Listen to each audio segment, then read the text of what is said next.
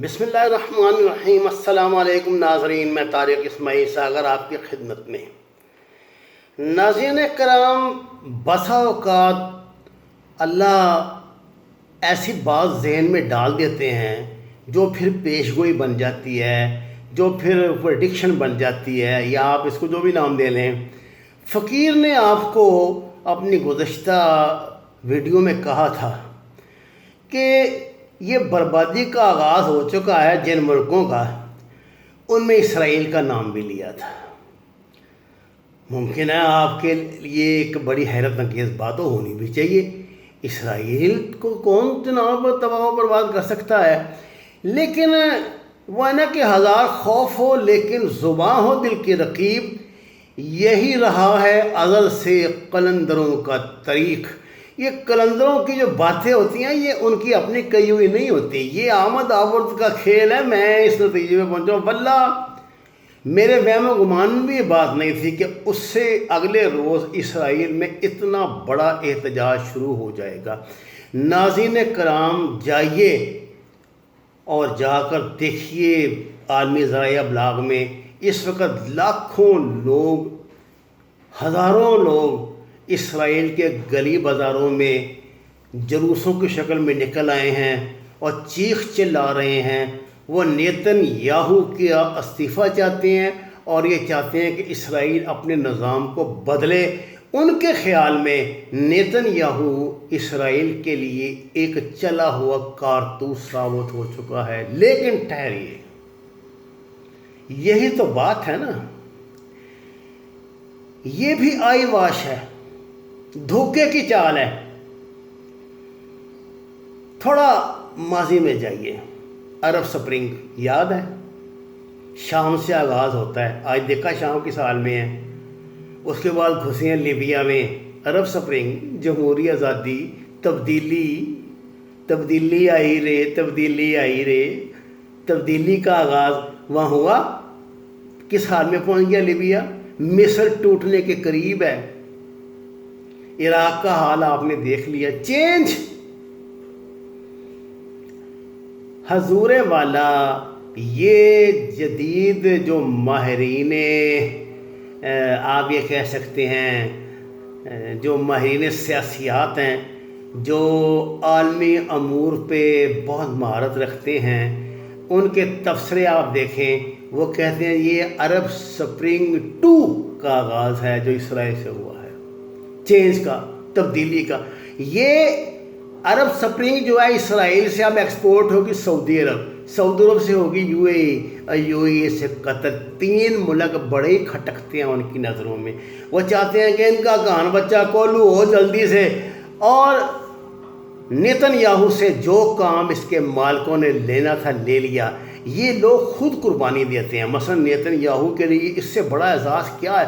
اس میں کیا شک ہے کہ اس نے، گو کہ یہودیوں کے پاس، اسرائیل کے پاس کیا کمی ہے دولت کی، لیکن اس میں کیا شک ہے کہ نیتن یاہو نے اسرائیل کو آج سیاسی طور پہ دنیا میں جو مقام دلایا ہے وہ کسی اسرائیلی وزیر اعظم نے اس کے پیچھے نہیں دلایا۔ اب نیتن یاہو کو چونکہ خود بہت بڑی کو بلا ہوگی اس دجالی سسٹم کی، تو یہ اپنے سسٹم کے لیے خود قربانی دے دے گا، یہ کہہ دے گا استعفیٰ دے دے گا۔ اور اس کے ساتھ ہی ایک تھیوری ڈیولپ ہوگی پوری دنیا میں کہ اب جو پرانی ہیں، جھوٹے ہیں، ان سے نجات حاصل کرو، نیا نظام لاؤ، جناب انقلاب آئے اور دنیا کا نظام بدلے، اور وہ نیا نظام ہے دجالی نظام۔ اب یہ آئیں گے، یہ ہمارے شہزادہ صاحب کی طرف، ہمارے پرنس صاحب کی طرف، اور یہ پرنس سلمان کی طرف، اس کے بعد انہوں نے جانا ہے یو اے ای میں، اس کے بعد انہوں نے جانا ہے قطر میں۔ جو ملک 2 دن بیچارے کھٹکتے ہیں ان کے مسلمان ممالک کی نظروں نے، اب یہ اس طرف جائیں گے اور اب یہ اپنی خباثت کا مظاہرہ وہاں کریں گے جلد یا بدیر۔ ویسے تو اس کی ابتدا خود ہمارے سعودی بادشاہوں نے کر دی تھی۔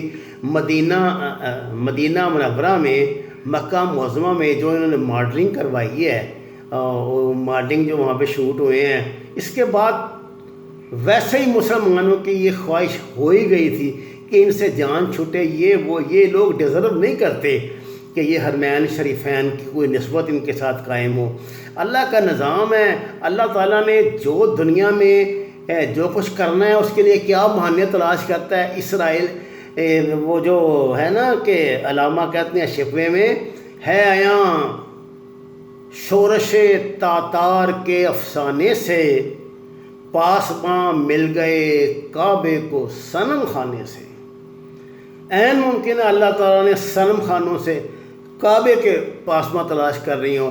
مسلمانوں قرآن پہ غور کرو، اللہ کہتا ہے اگر بھاری ہو کے زمین پہ بطخوں کی طرح موٹے بھاری ہو کے بیٹھ جاؤ گے نا تو اللہ کسی اور قوم کو ہدایت دے دے گا، وہ جہاد کر لیں گے۔ ممکن ہے اللہ تعالیٰ یہ پدے یہ چپٹے چینیوں کو ہدایت دے دے، اللہ تعالیٰ یہ ایمان لے آئے، یہ جہاد، اللہ سکھوں کو ایمان دے دے، وہ جہاد کر لیں۔ ہم اللہ کو کہ یہ ہمارا، ہم کوئی مامے نہیں لگتے، یہ بات یاد رکھیں۔ یہ جو علماء کرام نے خناس آپ کے دماغ میں ڈالے انہیں نکال دے۔ یہ سعادت اللہ کسی کو بھی دے دے کہ وہ اس کے دین کی خدمت کرے، اس کو دنیا میں قائم و دائم کرے۔ اگر ہماری بدعمالیاں اتنی بڑھ گئی ہیں مسلمان ہونے کے باوجود، تو اللہ نے ہماری بدعمالیوں کا ٹھیکہ نہیں لے رکھا، مکافات عمل ہوگا، کسی اور قوم کو اللہ ایمان دے دے گا۔ یہ عرب سپرنگ 2 ہے جو اسرائیل سے شروع ہوئی ہے، اور یہ اسرائیل اس پلاننگ کا حصہ ہے۔ آپ کیا سمجھتے ہیں یہ کووڈ-19 کے دور میں ہے جی اس طرح ہزاروں لاکھوں لوگوں کا اکٹھے ہونا، ان کو بیماریاں ہی لگنی؟ آپ نے حج کے لیے تو پتہ نہیں ہزار کے کتنے 10,000 بندوں کا انتخاب کیا ہے، تو یہ لاکھوں کیسے اکٹھے؟ مرے نہیں ان میں سے 500 700 8 10 ہزار مرے نہیں؟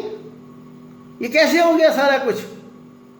یہ سب ملی بھگت ہے، لیکن ہے سپرنگ 2، ہے سپرنگ 2 تبدیلی۔ وہ عرب سے یہ جی اسرائیل سے شروع ہوئی تھی یہ سپرنگ 2۔ نوجوان تبدیلی چاہتے تھے، نئی قیادت چاہتے تھے، پرانے لوگوں سے جان چھڑانا چاہتے تھے۔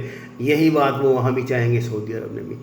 انہوں نے سعودی عرب کو پہلے دیکھیے اسٹیپ بائی اسٹیپ، پہلے وہاں پہ لڑکیوں کو ڈرائیونگ کی اجازت دی، پھر سینما کھلوائے، پھر جناب وہ ناچ گانے کے پروگرام شروع ہوئے، پھر وہاں انڈین فلمیں اور وہ ہالی ووڈ اور بالی ووڈ کی فلمیں شروع ہو گئیں، اور اب وہاں پہ مکہ میں اور مدینہ میں ماڈلنگ بھی شروع ہو گئی ہے۔ اللہ اکبر! یہ سب ایک سسٹم کے تحت کروایا جاتا ہے، وہ اس کا آغاز تھا، اب اس کے انجام کے قریب آ رہے ہیں، اور دجالیت تیزی سے بڑھ رہی ہے۔ آپ کو پتہ ہے اسرائیل سے خبریں نکل رہی ہیں نا کہ انہوں نے وہ ٹیمپل کے وہ آثار تلاش کر رہے ہیں، اور وہ خدائی سے نکل آئے ہیں اور وہ کرنے لگے ہیں، اس کا آغاز کرنے لگے ہیں۔